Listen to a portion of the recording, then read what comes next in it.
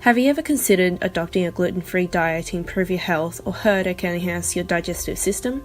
Have you ever wondered how these diets affect you and most importantly, if they work at all? In this video, I'll be telling you a bit about conditions that affect people's tolerance of gluten, who can be affected, and hopefully clear the common misconceptions about gluten. Let's start with what actually is gluten. Gluten is a family of proteins found in grains such as wheat, rye, and barley. It is consisted of two main proteins, gluten and gliadin. On the macro scale, gluten is what gives bread the elastic, doughy, glue-like structure. Gluten contains a high level of protein, which is essential to our everyday nutrient intake. Majority of foods that contain gluten are also an important source of carbohydrates, which gives us energy, and vitamin Bs, which essentially helps us use fuel sources and release energy efficiently.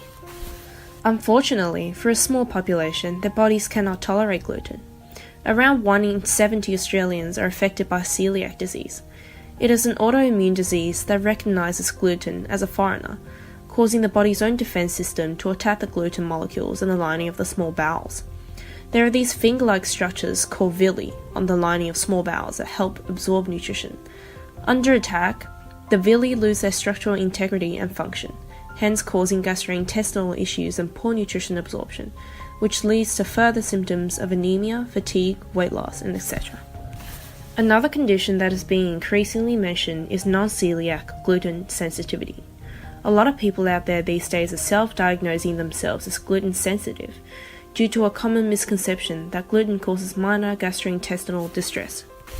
However, there's no physiological evidence that proves gluten has any negative effects on non-celiac individuals. In 2011, gastroenterology professor Peter Gibson conducted a study to investigate the correlation between gluten and gastrointestinal sensitivity. After randomly given either a gluten-free or high-gluten meal, subjects report a worsening of symptoms regardless of the actual gluten content in the meal they ate. The symptoms were a nocebo effect and can conclude gluten does not affect non-celiac individuals. The true culprit behind the so-called gluten sensitivity is found to be a group called FODMAPs.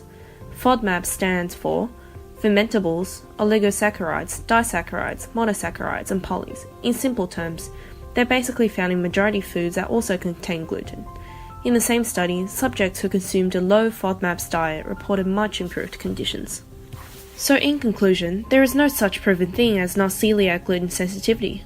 A gluten-free diet most likely won't improve your digestive system and overall health. So next time you're craving a toastie or beer, remember there is no reason to hold back at all.